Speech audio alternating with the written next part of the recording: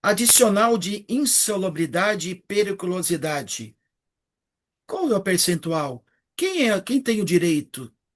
Eu posso perder esse direito?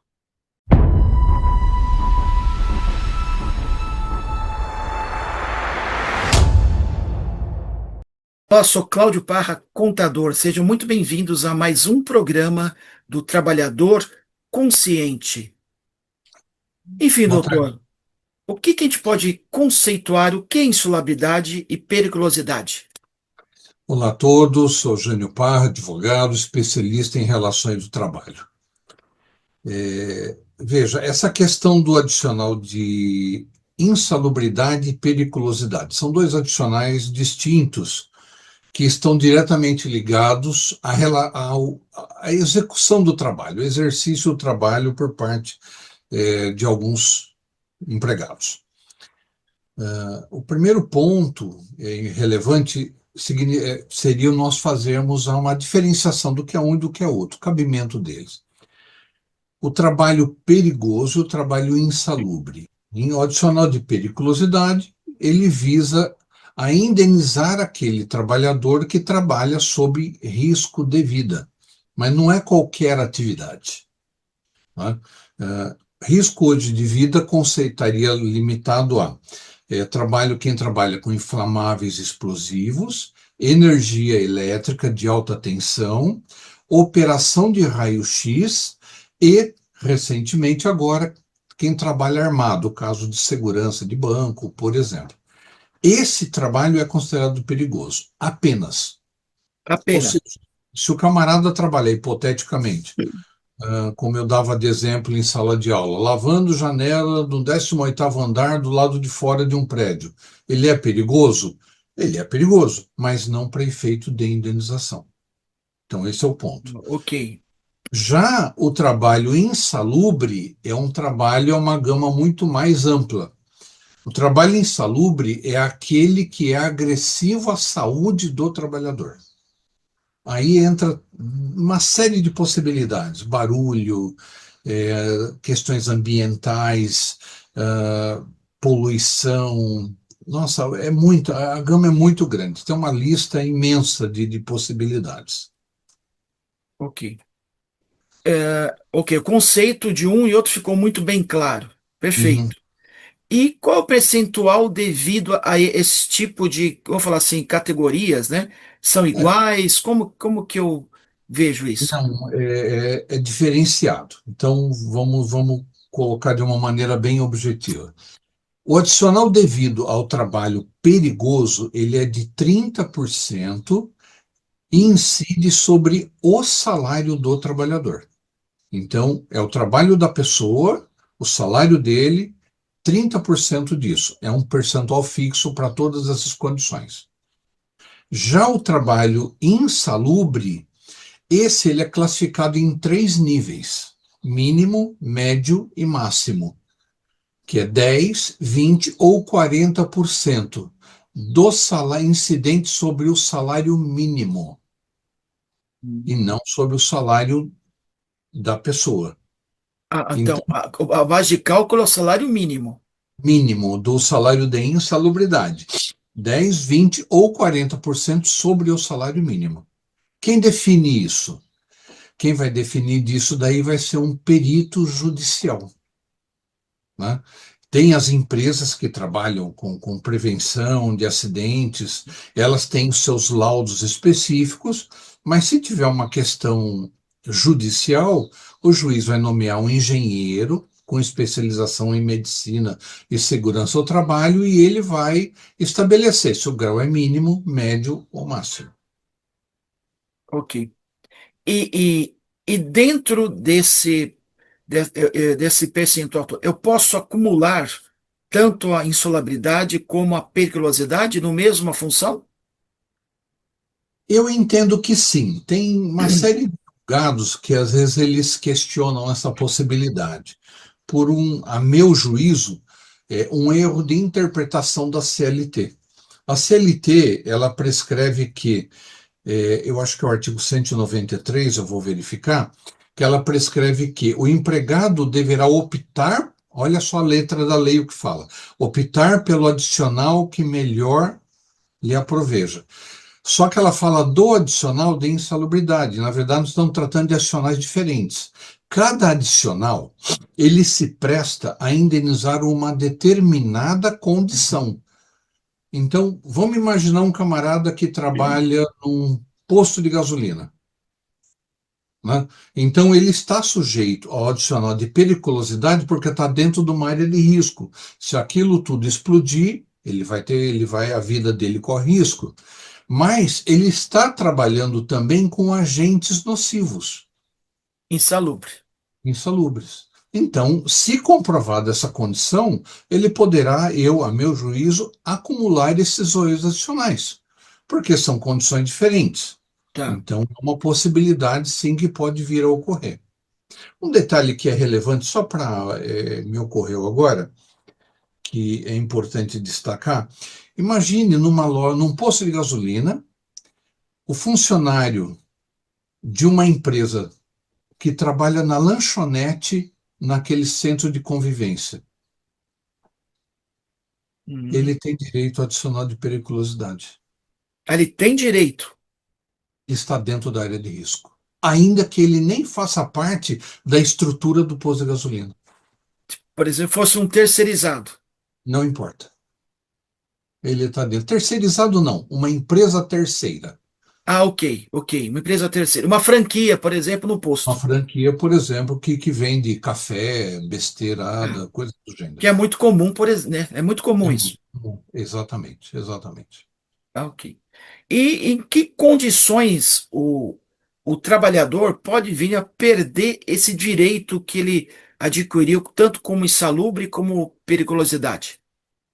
Então, um ponto que é relevante destacar é que não se trata de um direito adquirido. O que é um direito adquirido? É um direito que integra o patrimônio do trabalhador. Ele não pode ser tirado. Isso é um direito adquirido. Ok. Esse direito recebido pelo trabalhador no que tange aos adicionais, o que nós podemos colocar é: a empresa modificou as condições de trabalho e essas condições, com laudos específicos, deixaram de ser insalubres ou perigosas. Ah, ok. Aí, A nesse empresa caso, comprovando que realmente ela comprova, bom, aquilo que era perigoso no passado ou insalubre, eu forneci equipamentos individuais ou modifiquei equipamentos coletivos e ela não é mais insalubre, com laudo específico. Ela deixa de pagar o benefício. ou mesmo a atividade mudou o ramo, ele continua trabalhando no mesmo local e deixou de. Eventualmente, Ok. eventualmente. Ou ainda, vamos um pouco além. A empresa começou a fornecer equipamentos de proteção individual e, através de laudo, comprova-se que com o fornecimento dos equipamentos, essa atividade deixou de ser insalubre. Poxa, perfeito, hein? Muito bom. Ou seja, não é um direito adquirido, é como se fosse uma concessão, vamos falar assim. É uma condição a qual ele está submetido naquele momento. Ah, ok. Né? Eu acho que a palavra condição talvez ela se É encaixaria melhor, um pouco melhor. melhor, bem melhor, realmente. E esses adicionais percentuais, tanto de insalubre como periculosidade, ele incide em outros direitos do trabalhador? Isso, é importante isso. Vamos fazer uma interpretação de um conceito mais amplo, né? O que vem a ser salário, genericamente falando? Eu poderia dizer que salário seria todo aquele conjunto de direitos que o empregado tem pela força de trabalho que ele devolve ao empregador. Vamos então entender que esse adicional, ele sendo, na verdade, ele o recebe em razão de uma condição que ele tem. Então, sim, em cima do adicional de insalubridade e periculosidade vai incidir fundo de garantia, ele poderá ter a incidência do INSS, portanto, vai incorporar no futuro como forma de contribuição, que poderia, em tese, melhorar a aposentadoria da pessoa. Então, vai incidir INSS, fundo de garantia e dependendo do conjunto e da tabela, até imposto de renda. Mais, no final do ano, ele vai receber o 13º dele considerando o adicional de insalubridade e periculosidade, assim como férias. Assim como, se ele for demitido, o aviso prévio, se for indenizado. Ok. Um questionamento está totalmente ligado ao que a gente está falando, que são o que é o IPI, né? O equipamento de proteção individual. Isso. O empregado pode recusar a usar o EPI numa atividade, tanto salubre como periculosidade? Não, não pode. Não é uma opção do empregado. É uma obrigatoriedade de lei.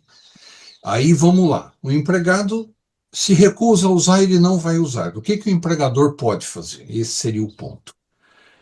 O primeiro momento, uma advertência, eu daria uma advertência por escrito para ele. E ainda assim, se ele se recusar, continuar se recusando a utilizá-lo, o próximo passo é uma demissão por justa causa. Ok. O empregado não tem essa possibilidade, porque vamos imaginar um questionamento que poderia surgir. O empregado sofreu um acidente do trabalho por ter se recusado a utilizar o equipamento. Uma empresa de reciclagem de plástico, eles têm Ok. os moinhos para moer o plástico. Aí o empregado deve usar, entre outras coisas, um protetor facial. É uma máscara que ela protege toda a face do rosto e o camarada se recusa a usar. E esse equipamento faz com que venha um pedaço de plástico, alguma coisa, e venha Estilhaço? feri-lo no rosto, no olho e tal. A empresa poderia utilizar esse argumento, olha, é ele que se recusou. Eu entendo que não. Ela tem que saber qual é o equipamento, fornecê-lo adequadamente, substituí-lo da maneira que ele se torne efetivo e exigir e fiscalizar a sua utilização. Empregados recusou, para o trabalho dele, retira ele e dá advertência. Se ele, naquele mesmo momento, fala, eu não vou usar, eu daria uma demissão por justa causa para ele. Por quê? Se amanhã ele tiver um problema, a empresa corre o risco de ter que indenizar ele do dano que ele sofreu, na extensão que foi. Quanto custa um olho? Quanto custa um pequeno corte no rosto? É uma Exatamente. coisa a Ou ser seja, apesar de eu ter dado advertência e ele não usou, não é desculpa caso aconteça algum acidente, eu estou isento. Não é isso. considerado. A empresa tem que estar fiscalizando a utilização o tempo todo. É uma obrigação, é um encargo da empresa. Ou seja, fornecimento, exigência e fiscalização.